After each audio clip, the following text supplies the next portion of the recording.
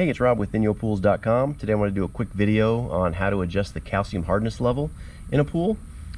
Specifically plaster pools, less so for fiberglass, and even more less so for vinyl line pools. But if you have a Pebble Tech or a Diamond Bright or a Gunite surface, you definitely want to keep an eye on your calcium hardness level. The ideal level is 200 to 400 parts per million. And let's go ahead and cover some of the reasons why you want to keep it in ideal range and not let it get too high or too low. Okay, so let's start with discussing the issues with a calcium level that's too low. If the calcium level is too low in the water, it's going to start pulling it out of the walls.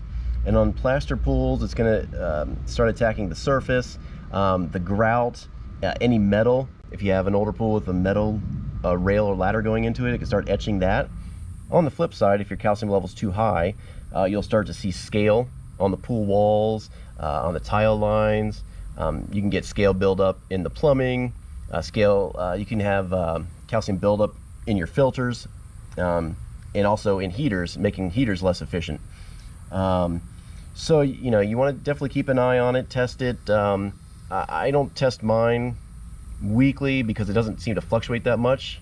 Unless you're turning over a lot of water, like draining it and adding fresh water, you might have to test it more often.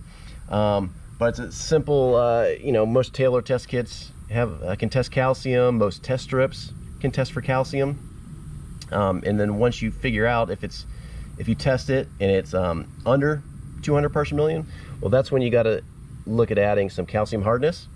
And if it's too high, there's nothing you can add to the pool to decrease the calcium level. What you need to do is drain some water out and refill it with fresh water, assuming you're adding fresh water that isn't very high in calcium.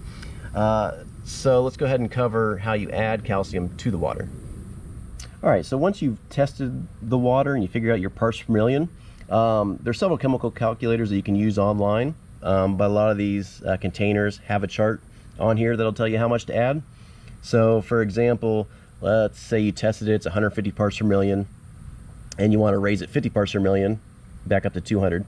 So let's say the pool is 10,000 gallons, you would need 5 pounds. All right, and the calcium does not need to be pre-dissolved.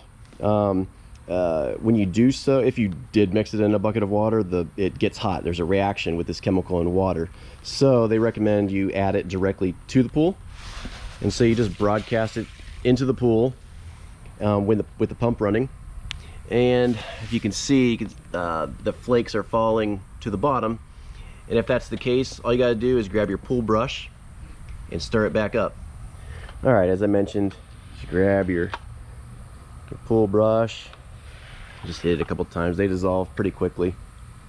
Apparently it's the same stuff they use up north on the roads.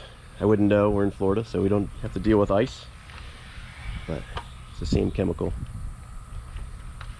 All right, so that's how you adjust the calcium hardness level in a pool. If you have any questions on this, leave a comment or visit us over at InyoPools.com. Thanks for watching.